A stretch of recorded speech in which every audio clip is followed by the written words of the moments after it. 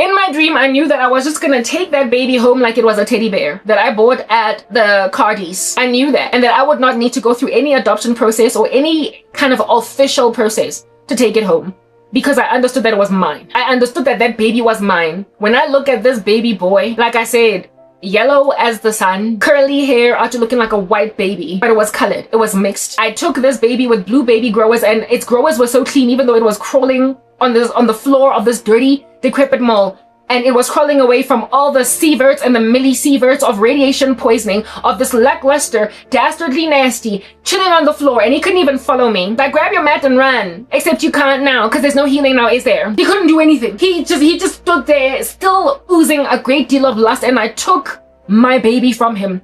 And the dream ended with me going into a baby shop in this mall and buying this baby clothes. And this baby was just chilling with me, basically being right at home. The Lord was showing me, they keep doing rituals. They keep on trying to take stuff from you. And one of their most recent rituals, because you spoke about how it is that you're gonna get married and you're not even gonna struggle to conceive, neither are you going to struggle to carry to term, but they're gonna try to miscarry your pregnancies. None of that is gonna give. They then went straight to work because they listened to my content, after which they then do rituals, even though, like I said, they've killed my husband so many times, even though I've yet to meet him. As soon as I say I'm getting married, they're like, God, boom. They do rituals where they're killing a dude I haven't even met. I've had a dream where there was an incarcerated, as in like he was in a jail cell, some white dude. Because I said that, God showed me my husband is a white man. I then get a dream of some white dude I don't know nothing about that is in a jail cell. And then in one dream, there was a murdered white dude out here chilling on a gurney. I'm like, listen, you're gonna come up against people you haven't even seen. Maybe you do magazine shavings, magazine cuttings of like random white models, and then you just like hookah chaka and say, let this represent Karabo. I don't know.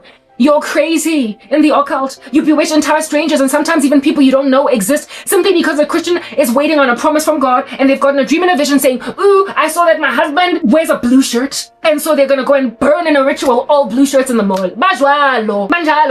Listen, it's a mental illness, it's a psychosis, and there is no end to what they will do. You will get a woman chilling in a completely different country having so much envy over a woman that she's only ever seen online and make a decision that you're gonna be a typical black woman and have a baby out of wedlock. That is what people in the occult do. Listen, it is a mentally ill place, but in there, they get promised all the world. They get promised a wealth of success, a wealth of prosperity. They get told, listen, rock up and chill by my bedside, and you, my dear, are going to have clout and influence, and you're going to be the only black girl that's got a beautiful husband and a beautiful family and a beautiful pregnancy, and you're not going to give babies to some deadbeat baby daddy that's going to give you a whole chunk of grief and never call you on the baby's birthdays. Yeah, all the kids gotta have a dad out here making their children wash their hair to go to Gold Reef City and just not show up. Yeah, because my dad did that. Everybody gotta be a typical deadbeat dad. Insofar as you're born with this skin tone, I apologize. Why don't you want better for black people? Zoom. You're living in a silo, a vacuum.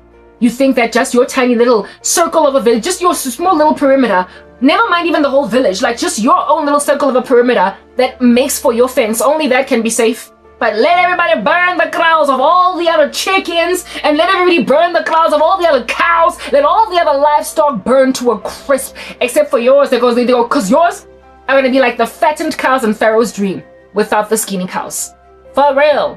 Like, listen, let those skinny cows eat the fat cows, because you that dude. Because you that dude that deserves it. Let you finally have birds eat out of your hair, because you that baker guy that stole Pharaoh's chalice. Let Joseph interpret a dream and have you be a condemned rando. Now, if you're not disincentivized from being part of the occult by now, listen, I don't know what's going on with you, and I also don't care, because I've gotten to a point of just so much exhaustion with South African insanity, that ansenandaba, that people bashabegile.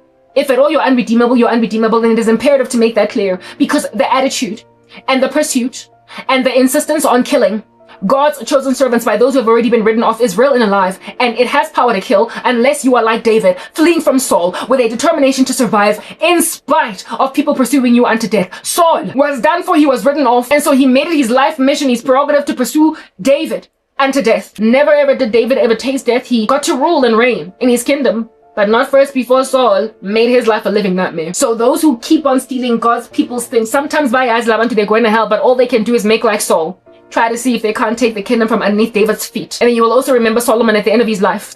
Who is that servant of Solomon? I forgot his name. I don't know why it's not coming to me. But because of Solomon's indiscretion with all of his millions of wives, 700 to be exact. No, it wasn't 700 wives. It was I believe 300 or 400 wives, and then 300 and 400 concubines. So some of them were like just lifetime mistresses. Yeah. Because of that activity that caused them to really falter a whole chunk against God, the Lord then gave only Judah to Solomon's son. But then not Abinadab, that's Saul's son, that other guy that God gave the kingdom to, even though he was not Solomon's son, only his servant. God will do stuff like that. He'll be out to giving an entire kingdom to a Gentile, like what happened with Joseph, or a non-son, like what happened with Jonadab. I'm sick and tired of coming up with like crazy names that are not even in the Bible. Rehoboam. Let's call him Reho. Reho was not born from Solomon. He was not in the bloodline. He was a servant. He was supposed to serve under Solomon's son, and yet he took the kingdom. And only Judah was maintained for the sake of the promise that God gave David. Only Judah was maintained in the line of Solomon. But that was okay, because that's all we needed, right? Because Christ came from the line of Judah. That's all we needed. But the judgment was on Solomon. So when you're out here disregarding God and what he will have you do, you're going to make like Solomon, and God is going to keep the kingdom under you for as long as you're still alive, but your son won't take it. And somebody that is of the tribes of Judah, not of Judah, but of Israel, will then take the kingdom even though they were not within their birthright to take it. He will give Gentiles power over Jews sometimes, or he will give people that are not in a bloodline honor, because they honored God, because they loved the Lord. So don't play with the kingdom of God. Don't play with the fact your grandmother was so devout. You grew up in the church. You were basically favored, highly called. And then one day you decided to join the occult and mix your blood with like serpents. Listen, on that day, you are going to lose the kingdom from underneath your feet. You don't get to play around with God, and he will then give it into the hands of Gentiles. And then there is, not Gentiles, sorry, but like people that are not part of the bloodline for kings. And then there was the very sad story of who is this? I'm sorry, it's eluding me. It was at the top of my mind and then it leaves me again. I will remember it again, but I need to carry on talking at this point because we need to get a message out. You don't get to play games with the grace of God and expect the Lord to just keep on humoring you, especially when you make your life a living menace against the body of Christ, especially when you do abominable practices, when you kill babies, when you drink blood, when you harvest people's organs. You can't expect that when now you meet with a Christian on the internet, you can then recover yourself to right standing through those Christians. Impoverish me, be cruel as much as you want, but you are disabled on a mat on the floor, and all your satanic rituals to take my womb. The Lord gave me a dream where, after interceding for my deadbeat family that all these ritualists have tried to kill, upset, I stormed out and found my baby at a decrepit mall where people be out to buying occult magic, but I went and fetched my son. So remember in the dreams where I saw two colored girls, there was no boy there. Well, I found my son at another mall. Essentially, God is recovering to me that which the Lord is recovering to me that which the locust has stolen, the palmer worm, the canker worm, etc. This here message, this here video that I'm doing today is to basically proclaim judgment or deliver judgment from heaven on those who have been afflicting me. God is recovering me. He is restoring me. And this is how you're going to be moved out the way. Not both, but just all these people. Well, as many as I can recount based on the dreams and visions that I've been getting, the ones that South Africa is coming up against. Listen, we're going to talk. Okay? Yeah, I'm bringing down sentences as the verdict has been awarded in heaven. And to let you know how in the world I'm going to come up out of this, despite the fact that people got hopes, fluffing their feathers like a peacock, like with grandiose plumage or whatever. Imaginative that you can just hold me hostage, put your ugly hoof on my neck, and then I'm not going to be able to breathe, and so look at me die. I'm not George Floyd. I get to live because I belong to Jesus. You don't get to put your hoof on my neck, and then I breathe my last. We live. Do you understand? You're not going to martyr me. No, not because I'm unmartyrable, but because that's not what God is trying to do. If a saint of the living God is not supposed to die, they're not supposed to die. And those of you that have made out of yourselves spectators of my demise, listen, I'm also going to leave you. Because like I said in the other dream, where at Clearwater Mall, San Marina was selling to clear, right? Yeah, the store that I owned, Christians are leaving. You all complacent and all full of omission and all just silent. Mum, like you don't have vocal cords, like you don't have a tongue to talk. Blind, like you don't see that somebody literally just tried to kill a saint in front of you. Carry on with your complacency, okay? South Africa, you've been complacent for entire, 11 years. Yeah, 11. Carry on being drawn to occult practitioners like iron fillings on a magnet. But years down the line, after all that complacency and watching the body of Christ writhe under your feet, under your noses, under your toes, you're then going to be left with closed stores all over this country. Big brands, big brands.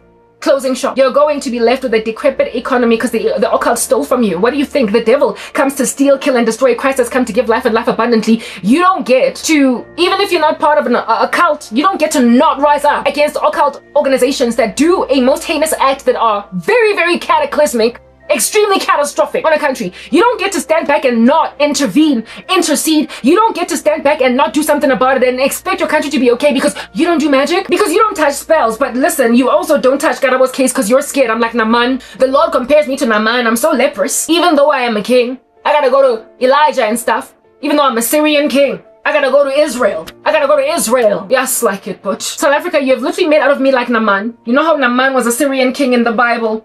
And he was leprous, and his own people couldn't touch him because, like, you know, he was MC Hammer or whatever. He had to go and travel all the way to Israel to go and see Elijah, bugging Elijah, and Elijah's like, what do you want? Go to the River Jordan and dump yourself 7 times, come out of there looking like a baby. Naaman indeed got dunked in the River Jordan 7 times and came out looking like a baby. Was able, therefore, to then run his country, lead his land, and then love the Lord. That was Naaman.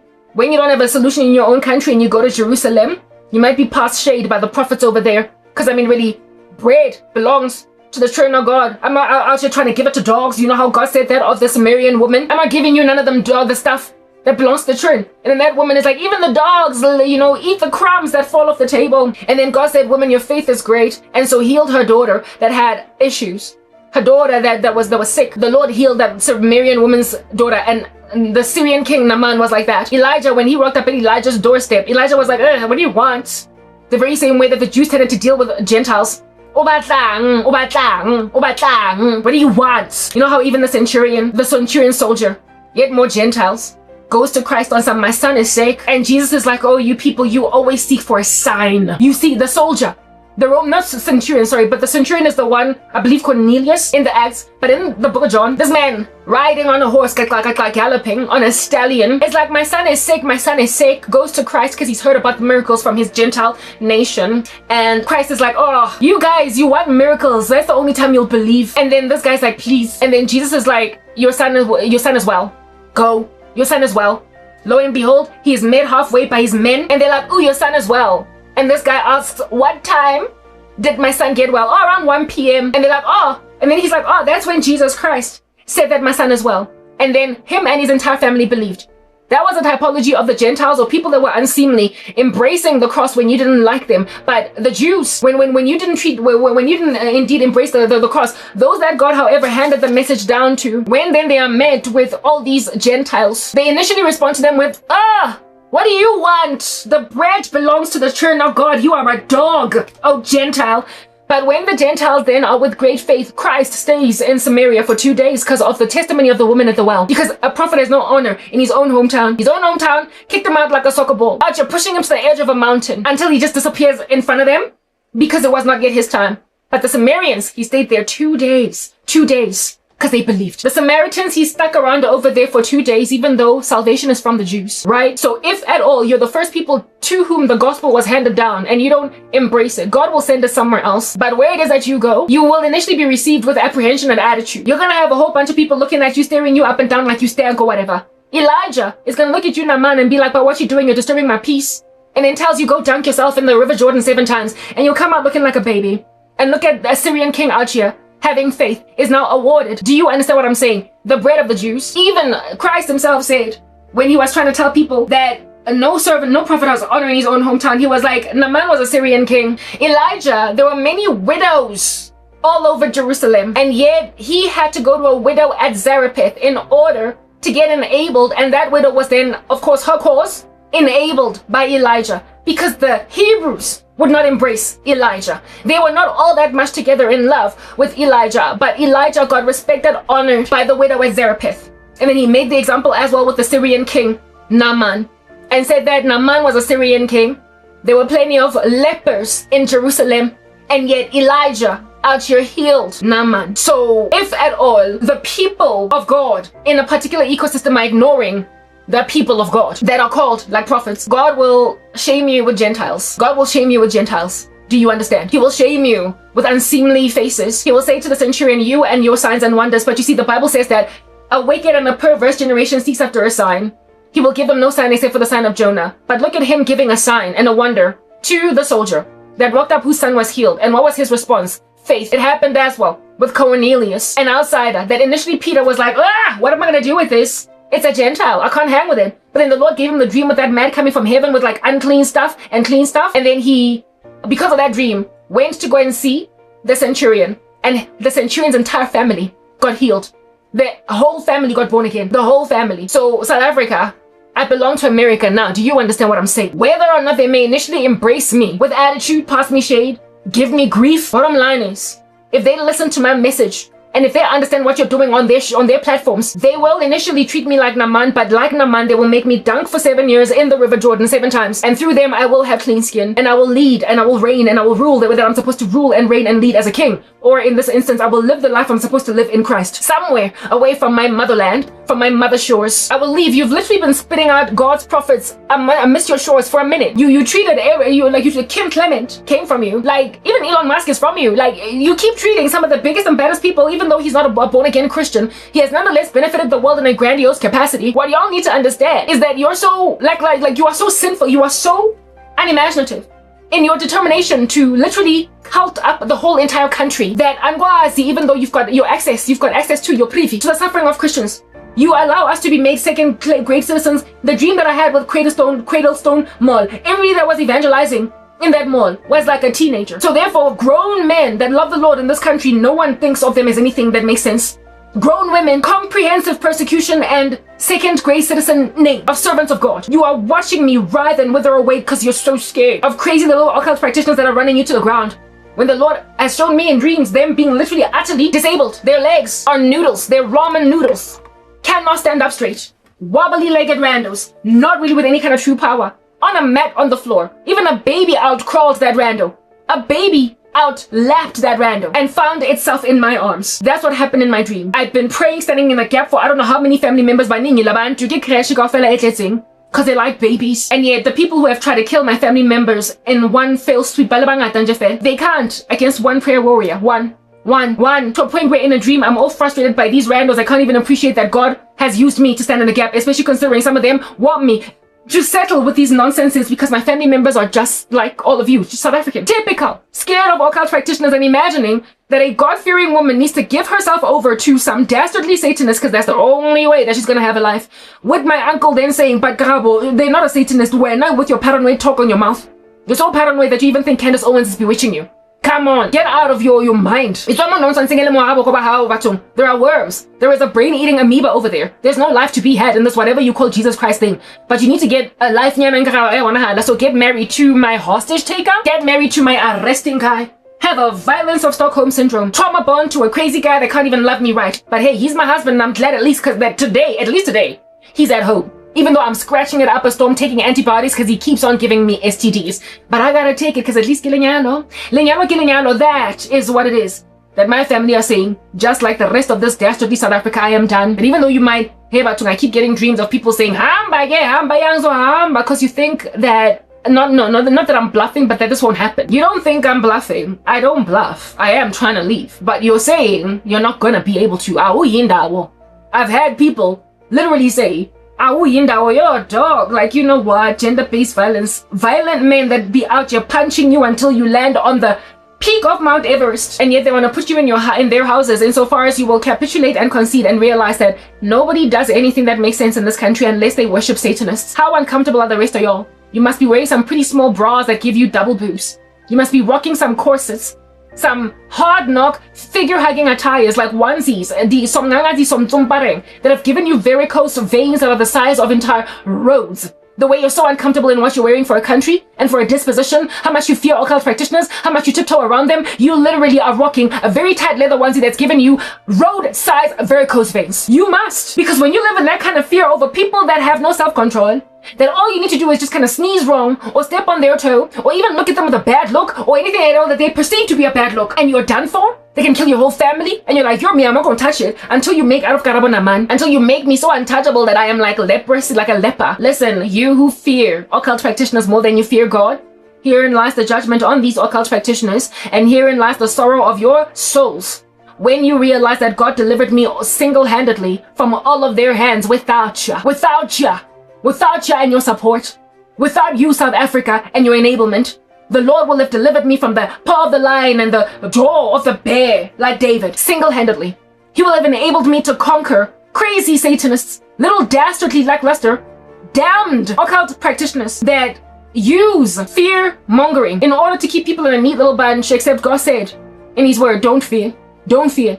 Multiple times in the scriptures, don't fear, don't fear, don't fear. That's what the Lord gotta say. And you South Africans are like, oh, unless of course it's a high priest rocking a big robe like a vampire. Listen, keep your vampires, okay? They're needy, so you need to be out to keep on feeding them all the day long. They're needy. They're needy. But unfortunately, where it is that they're begging like hobos is around the body of Christ. And we are like, no, we don't want you. You're not welcome here. You're a vagrant. You are a litterer of our streets. You are a loitering, like a biscuit selling lady outside of a mall. Even though there's a big fat sign on top of that mall saying, do not loiter. That's what they are. But to you, you're gobbling them whole, like a wholesome meal. You are gobbling them whole like they make any kind of good sense. Labantu Laba have determined to decimate Christianity in the country without even realizing that they're even closing down shops in the country. They're closing down our most biggest and baddest brands. I spoke about that in my last video, man. So seeing as God has given me power to pray, power to conquer, power to trample serpents and scorpions underfoot, and all the power of the enemy, he's given me nothing but power, because there is power in the name of Jesus. And I exploited that power. I had fantasies, because I live in Fantasy Boulevard.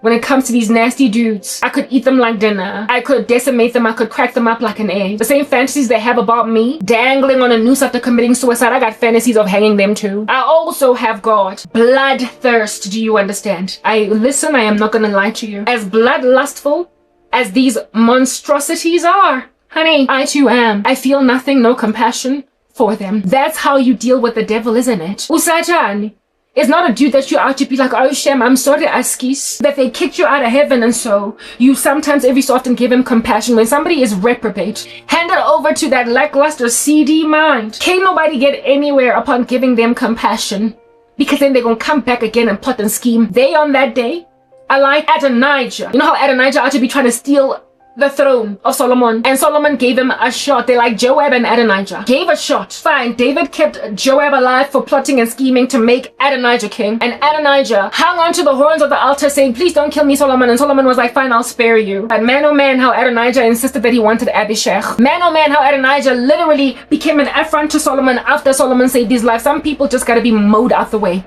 Because when you give them a chance, they literally plot and scheme and roam and toss and turn and think up a new scheme to essentially squeeze themselves into your life again.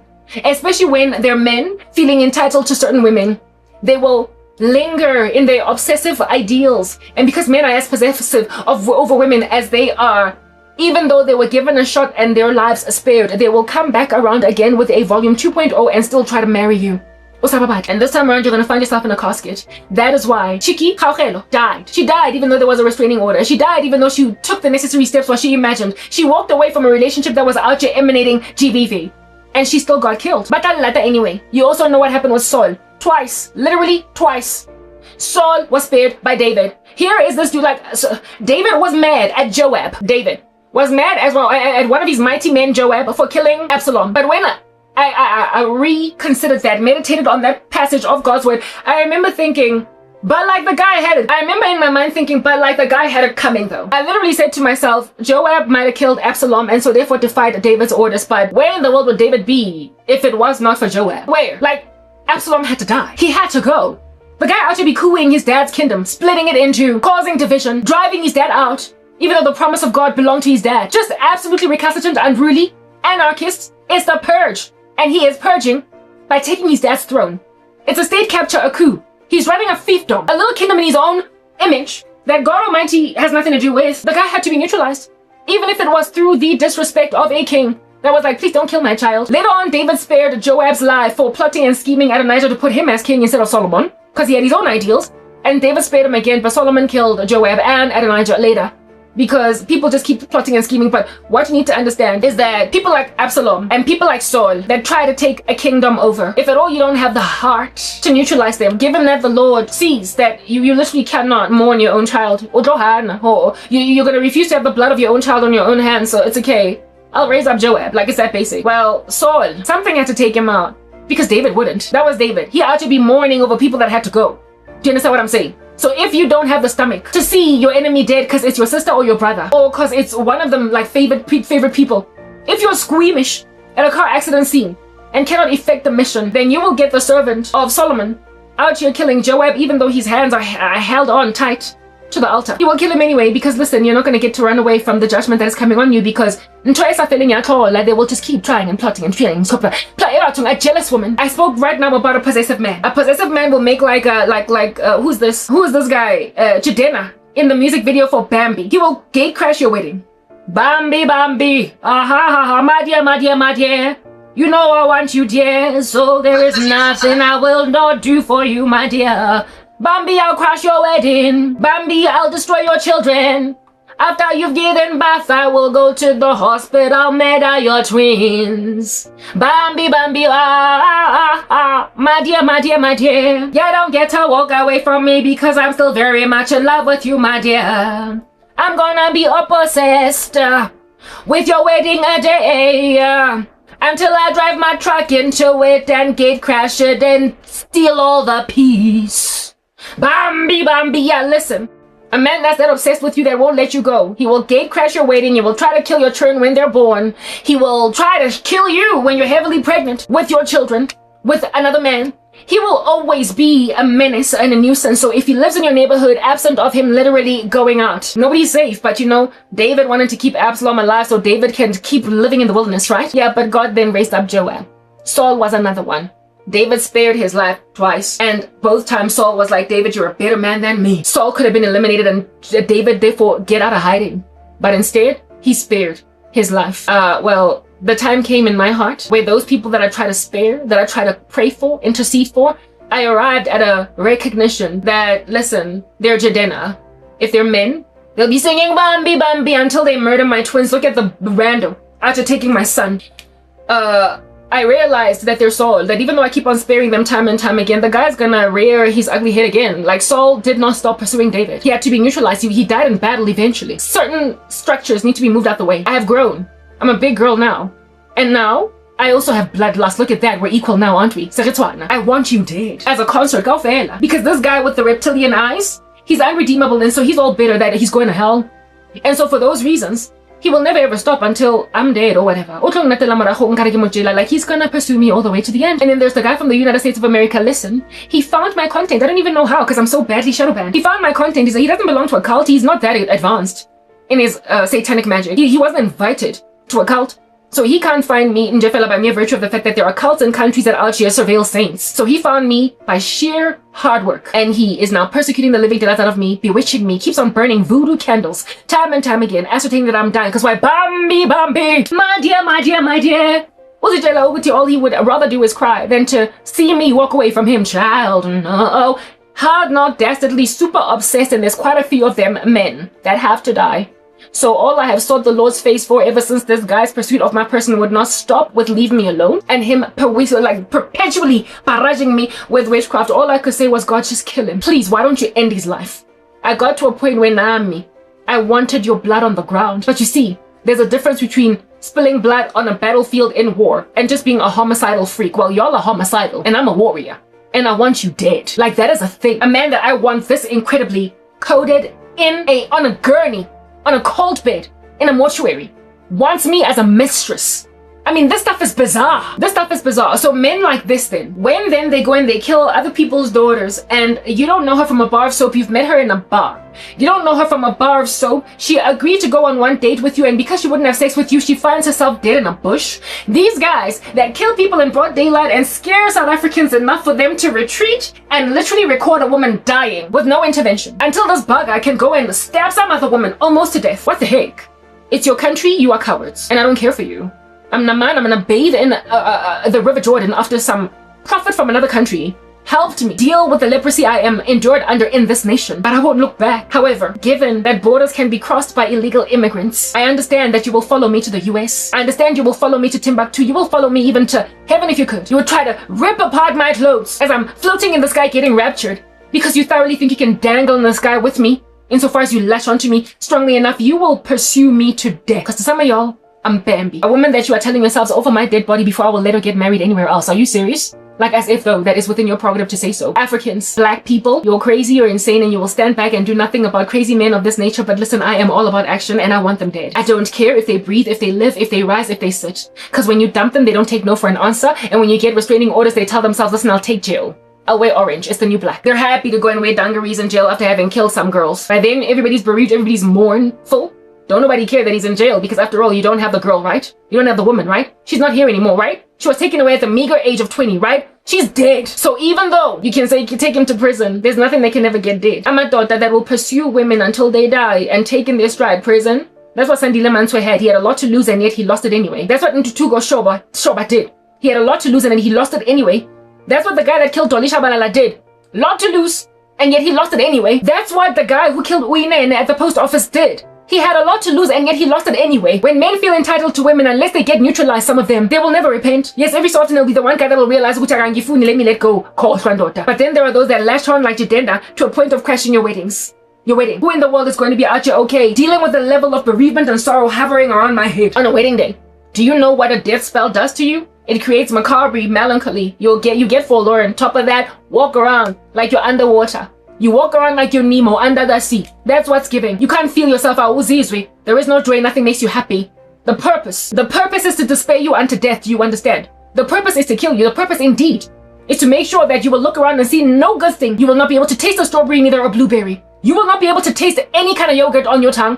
You will not enjoy meat, you won't enjoy stampa. No pap will do anything to you. Even when you're hungry, you will feel like, what's the point? Because now I'm in pain because I got hunger pangs. Even though there's a cornucopia of food encircling you. You will be so despaired that nothing of an earthly pleasure does anything to you. The sun's shining, you won't see it anymore. The trees will all look brown and autumny, even though it's like the pink of spring. Pink of spring. What the heck? Imagine being like that on your wedding day. Imagine being like that on your wedding day. You're supposed to be the happiest ever. And yet there's some deadbeat ex-boyfriend that keeps on burning candles that make you melancholic and macabre. This guy gotta be neutralized before the wedding day, don't you see? He has to die. Because if he doesn't die, you're gonna walk down the aisle all heavied and not really happy. Bloodshot. Listen, I try these days anyway, to sleep at least 8 hours because I realized during the season when I was out just driving through prayer, with praise and worship, to a point where I was sleeping for like 3-4 hours and then waking up and praying again, I saw that this thing was taking away my face. I had this gaunt look on my face. I had dark circles underneath my eyes. I was sunken, and I couldn't recognize myself in the mirror. And I was like, look at these answas. They literally took my beauty. And I mean, goodness, I'm pretty. So I didn't like that, especially considering I'm not married yet. So I made a decision to sleep. So now, ever since that season of just going, praying, and then waking up and only for a few hours sleeping, and then refusing to let myself take a nap even during the day, and then struggling to sleep when I do finally lay my head down, because I saw the spiritual war and what it was doing to my face, I made a decision to intentionally invest in sleep, even if it means waking up at an ungodly hour, like as in like 2 p.m. in the afternoon or whatever. I was like, I'm gonna sleep, and when I'm awake, I'm gonna pray all the day long. I did that. And my face bounced back. The dark circles left. I was refreshed. I got enough oxygen in all of my blood. Okay, well, spiritual war when it's at a height, at a fever, when it's on a mountain, out here, bashing its chest on that mountaintop like King Kong. Even if you sleep 10 hours a day, you will still be gaunt. Your eyes will still be sunken into your sockets. You will still be unrecognizable. You will still look in the mirror and not be able to see yourself. You're not going to be able to feel yourself, be yourself. It'll show everywhere. Even when you try to record a video, you will see it in the video. Whether it's body dysmorphic disorder or reality of what you're seeing in the mirror, you probably are going to see all that fatigue in you. Your eyes are going to be bloodshot. Yesterday I went to the mall and I went inside Lovisa to compare what in the world is going on with their earrings and the ones that I have. And when I looked in the mirror at Lovisa, I was so sad because I was gaunt. I was like, how's anybody able to look me in the face looking like this? I was gaunt, looking like a ghost. If you were to bump into me in the middle of the night without switching on the lights, you might scream. I was so gaunt. I looked like a ghost. I need to pee. I'm back. Yeah, okay, so like I was gaunt yesterday. In spite of the fact that I am investing in sleep, I'm investing. I make sure that if I wake up in the middle of my 8-hour sleep cycle, I force myself to finish it off because I don't want to be gaunt. But nah, this time around, it jackrolled me like a rapist on the street. It took me over anyway, in spite of all the sleep I was getting, because the spiritual war was that extreme. Given that during the day, I was heavy, I was forlorn, and I was excruciatingly suicidal. I wanted to die in the worst way. I knew that I was not going to end myself, but I hated that I wanted to die. Nothing felt good, no food tasted good in my mouth, nothing. And I knew that I had to pray through this. Now, my content helps me to conquer and pray. Watching certain other content online, just basically Christian edification. But during the time when they're trying to force you to abandon Christianity, apostatize, or die, Sometimes even listening to Christian testimonies, you will have a cynicism about your person. You will look at other Christians on some, yeah, whatever. You'll be snooty and, like I said, cynical. And you will also listen to perhaps, what is this, scripture meditations. And the scriptures that are full of God's promises, you will roll your eyes at them. Because in that particular moment, you feel despaired and forsaken by God. You feel abandoned. But if at all you're any kind of wise Christian, you will know that it's a demonic attack. And so you got to strive through it. You got to strive through your attitude towards not only saints, but gospel music, your attitude through gospel meditations, the Bible, and God's promises. It's demonic. It's trying to discourage you and make you deconstruct Christianity and walk away. And you ought know as well that it's only a matter of praying over however set amount of time that the Lord will basically lift this thing off you eventually. That is going to set you free until you now rejoice in the words of the Lord. Understand, the thing that finally broke me through yesterday was watching the movie of Jesus again. Like I said, you can't get enough of Christ. You can't get enough gospel fire, power. So I decided to rewatch the movie of John. And so now every time I listen to the words of Jesus and watch the movies of Jesus, I'm always just like sorrow. I'm always snobby. Not snobby. What's the word that I'm looking for? Sobbing. I'm always crying because I love Christ. I love the Lord. So I am reminded of the fact that this guy's so awesome. And so I am recovered. But the fear in the season that is trying to make you forget about your darling. Yeah, no, it's real and it's alive and it's got fangs. It's grooving into your skin, pinching you like a blue bottle at the ocean. Because I like metaphors. That is what under heaven it is that I was enduring. It took, guys, I tend to overcome spiritual war in a day and a half. Because me, I pray the whole day. The whole day. I pray the whole day under my breath when I'm walking up and down.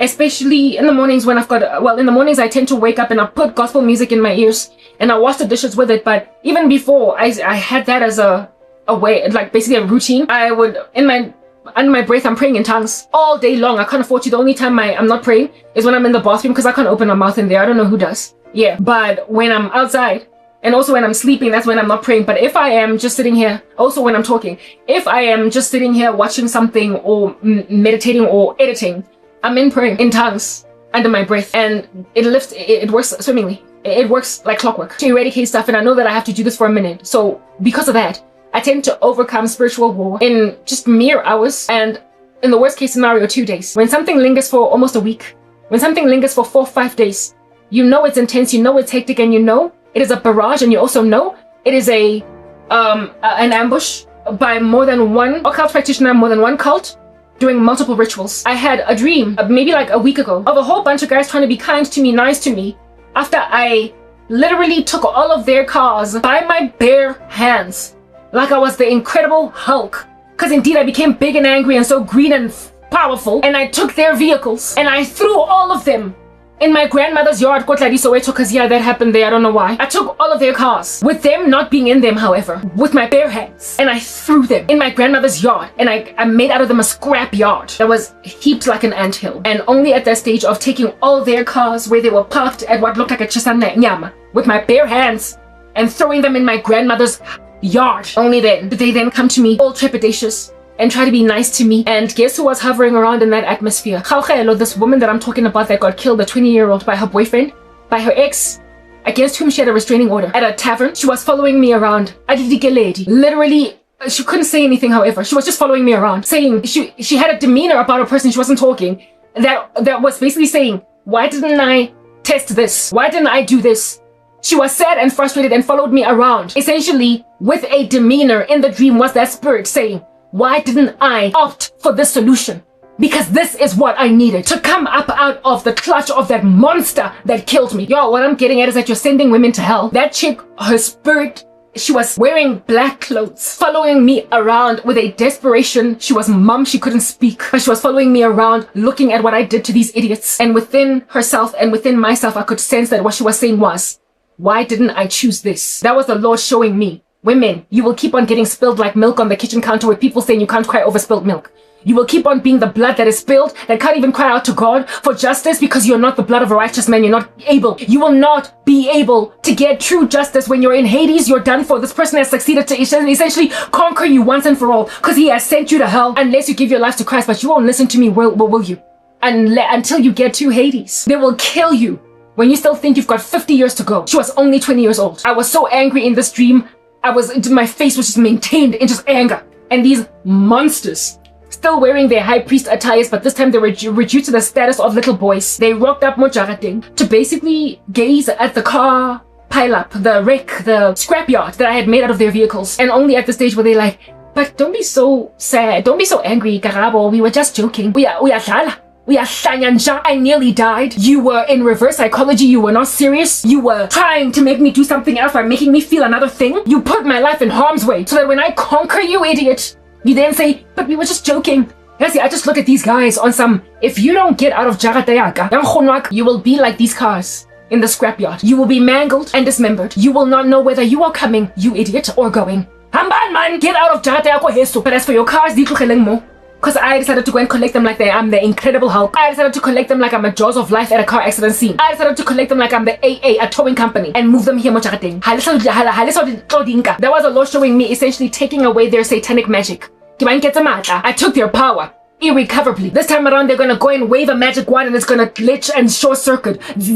Initial vehicles for Christians represent ministry, while with them it represents witchcraft. It represents their ability to indeed successfully do spells. So no more wealth transfers, no more satanic rituals, no more human sacrifice rituals that are gonna do anything. You're gonna do a human sacrifice ritual on a mom and she will get a headache for a day and recover. On a girl, she will sneeze and then recover. You will glitch and you will twitch, you will short circuit. In my dream, I took all of their cars like I was Rambo, like I was Schwarzenegger, like I was Hysteri, like I was Achilles without the heel. Super strength. I told you, adrenaline. When it's all up in your grow, you will pray even. No, Shem, this is not me. At the beginning of this tyranny, the Holy Spirit himself said the battle is mine. God said the battle is mine. This time around, I didn't pray like before. I've prayed. There was a time when I was praying in such fever with gospel music, tears coming down my face, and I could feel the Spirit of the Lord doing a thing, tearing apart some structures. This time around, I was disillusioned, but I still maintained my under my breath prayers. The Lord saw that I'm tired, I'm weary, I'm exhausted. Yeah, you thought that you could just drain me until I'm finished off.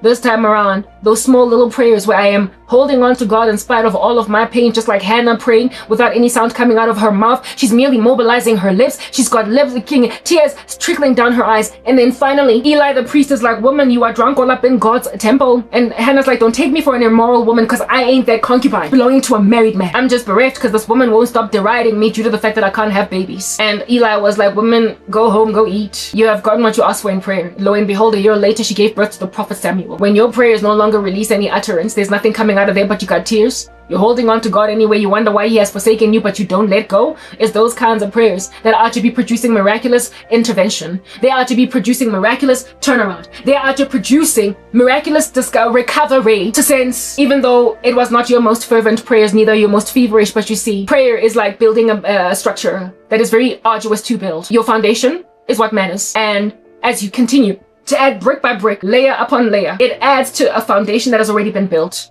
So while it is true in the scriptures that the effective fervent prayer of a righteous man avails much, remember, every prayer avails much. So when then you don't have the fever, neither the energy to pray an effective fervent prayer because you are discouraged, the prayers you prayed in the foundation where you still had energy, the ones where it is that you were in snot and slander and praise and worship and you couldn't even put yourself down to sleep because you were in prayer, all night praying, just in tongues going. Those prayers are the foundation that God has always heard, and he is working on them. He puts them in a jar, and he will pour them out as a judgment on the wicked, especially when you're busy whimpering prayers now. You're whimpering them because you're tired of fighting. You're tired of praying oh so much, and you are also feeling like, goodness, after doing all-night prayer over 2 months straight without stopping, I'm still here, for real. I still got all the suicide ideation, for real. I am still being dragged through the mud, for real. Yeah, you will pray them whimpering, but it is when you whimper, for the battle is the Lord's. Gideon's. It is when you whimper, when you are finally at the place where you are like, okay, listen, my God, it's in your hands now. Like, what am I gonna do? I cannot energy right now. I'm not even feeling anything Christian because I feel forsaken vele. Labantu, it appears ukuthi ba right. So with just a small faith as a mustard seed in this season, you are not too bold, only tired. This is when I saw me moving like I am the Incredible Hulk. Ministries, satanic ones at that, of devil worshippers, who try to come and collect their towed and impounded vehicles at my grandmother's house, and I told them, Hak Freestad, these cars are staying here. If you want to spare your lives, get out, but you're not taking your cars with. They literally rocked up and were nice to me. They were speaking to me like I was something cute. And they were like, but we were playing, we were joking. I am being followed around by a woman that died from the very same thing that tried to kill me. And she is already finished. And she is feeling like, why didn't I test this thing? Because then I would still be alive today. Because look at this woman succeed to impound dikoloi tsa dinja tse bolayang basadi. Because they're upset that they got dumped or because they're upset that they got rejected. They don't have power anymore, is what I'm getting at, and y'all are about to see that. The other day, I got an understanding, maybe like yesterday, in the spirit as I'm walking around, because I get understanding literally the whole entire day long. I got an understanding of one of these guys saying, this woman is going to make us poor. O njamos, wa hobo la letsatsi kaofela. Kopa re bueng, o na ntse nka ditjhelete. What do you mean? She's gonna make us poor? Honey, you've been poor all this time. You've never made a single ounce of cash in your life. You've only ever You have only ever stolen people's furniture. You have only ever broken into people's homes. You've only ever been a hijacker and a mugger and a burglar. You have only ever been ibantiti. So when your funds run dry, listen, easy come, easy go. That's how it is with gangsters. They out to be robbing a bank for R1 million and they can't even invest it. Within a year, it's over. If it because they have spent it on God, like bunny chow. When you make money from ill-gotten gain, from your pockets, so you ought to have seen this coming. After all, you are bandits. You're like Pablo Escobar. You're bandits. So when all of your wealth all of a sudden gets seized by the police, you never had it. It was never yours to keep. You are a criminal. What needs to happen is that people need to be recovered to that which they lost because you stole it. So do not actually lament Otomamina, not entrana and pass out of your teeth. But she's gonna make me poor. You've been poor all this time. If you had worked by the sweat of your brow and actually studied and worked like proper, pushed a cart up a hill like the rest of us, learn from the ant, you fool. You might have on that day a reason to mourn when you lose your millions. Right now you're just a thief. All you are is a banditi. You went into a museum one day and stole all the jewels therein.